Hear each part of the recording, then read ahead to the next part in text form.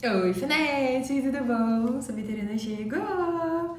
Vamos dar continuidade no livro Anatomia e Fisiologia aplicada à fonoaudiologia e a gente vai falar sobre organização estrutural do corpo humano. Começando aqui, ele já fala aqui pra gente. A complexidade da comunicação humana é, em grande parte, o que difere os seres humanos das outras espécies de vertebrados. Pensamento, linguagem e fala são todos necessários para a comunicação verbal efetiva. A fala, nosso meio principal de comunicação expressiva, é a produção sequencial de sons para representar nossos pensamentos, resultando em um sinal auditivo compreensível para que um ouvinte o perceba. Além disso, a habilidade de produzir fala depende da coordenação de múltiplos processos de fala, respiração, fonação e articulação-ressonância. A fim de melhor compreender esses processos de fala, pode-se dividi-los, reduzindo-os à sua composição estrutural. Por exemplo, o processo de respiração depende da estrutura esquelética da caixa torácica e da coluna vertebral, na qual os músculos se ligam para realizar o movimento necessário de respiração para a fala. Além disso, cada processo de fala inclui órgãos como pulmões e cada órgão possui um tipo de tecido predominante. Tecidos são definidos de acordo com a sua composição celular. Assim, a célula é o componente mais básico de vida. Então, a gente vai falar das células. Existem mais de 100 trilhões de células no corpo humano. Algumas células vivem o período de vida do corpo, como as do sistema nervoso central. Outras vivem um tempo de vida moderado, como as células sanguíneas. E algumas células estão continuamente morrendo e sendo substituídas, como aquelas que compõem o epitélio, também conhecido como pele, o maior órgão do corpo humano. Uma célula possui 5 características que fazem dela um organismo vivo.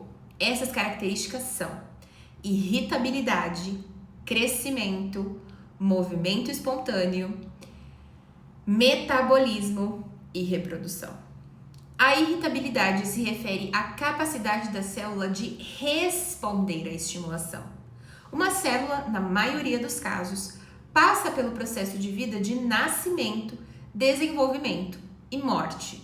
Isso é considerado crescimento. O movimento espontâneo é caracterizado pelo movimento que se origina e ocorre dentro da célula, ou seja, o movimento intracelular dentro da célula. O metabolismo se refere à capacidade da célula de recolher matérias-primas e utilizar o alimento em forma de energia útil para realizar sua função de suporte vital.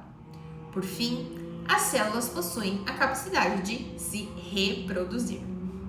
As células são formadas a partir de protoplasma, o qual é a substância viva básica que compõe todas as células.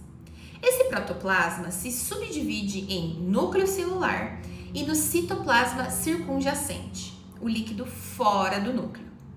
A membrana externa em torno da célula é chamada de membrana plasmática. Ela é composta de uma camada dupla de moléculas que mostra uma permeabilidade seletiva, ou seja, permite que somente determinados materiais entrem ou saiam da célula. Ela é aquele segurança ali na portaria da balada, sabe? Você entra ou você não, ele que decide aqui quem que vai entrar ou quem que não vai. É basicamente isso, essa membrana ali na plasmática que decide. Essencialmente, a membrana plasmática controla a troca de moléculas e íons entre a célula e seu ambiente externo, o espaço extracelular. O núcleo é considerado o centro de controle da célula, extremamente importante isso. Geralmente é encontrado na direção do centro da célula e é separado de outros materiais celulares pela membrana nuclear.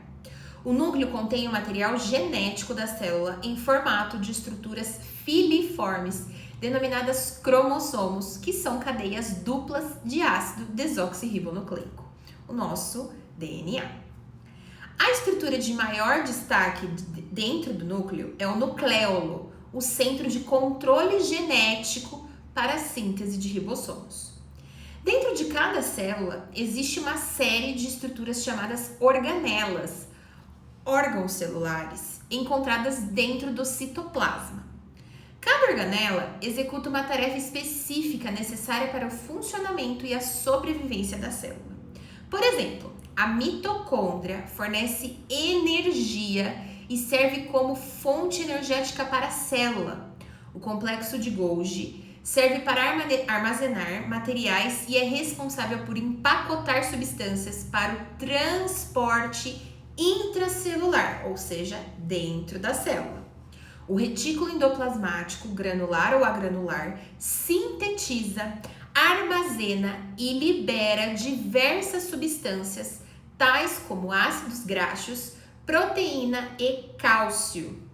Os lisossomos separam e digerem resíduos bacterianos e celulares que foram ingeridos pela célula. Eles são considerados a lata de lixo da célula. Os microtúbulos e os microfilamentos auxiliam o movimento celular e propiciam o transporte intracelular de substâncias. Os centríolos são conjuntos fundidos de microtúbulos que participam na divisão nuclear e celular, a reprodução. As células podem ser classificadas em 4 tipos especializados para funções específicas: células epiteliais, células musculares, células do tecido conjuntivo e células nervosas ou neurônios. Células epiteliais são especializadas na secreção e absorção seletiva de moléculas e íons. Elas revestem superfícies e formam barreiras seletivas. As células musculares, sinônimos de fibras musculares, são especializadas na geração de forças mecânicas que produzem movimento. As células do tecido conjuntivo são especializadas na formação e secreção de diversos tipos de elemento de ligação extracelular e elementos de sustentação, ligando, ancorando e sustentando estruturas do corpo humano. As células nervosas, vulgo neurônio, são especializadas na iniciação e condução das informações eletroquímicas que se propagam. Elas são as unidades de funcionamento básico do sistema nervoso. Os agregados de células formam os 4 tipos diferentes de tecidos.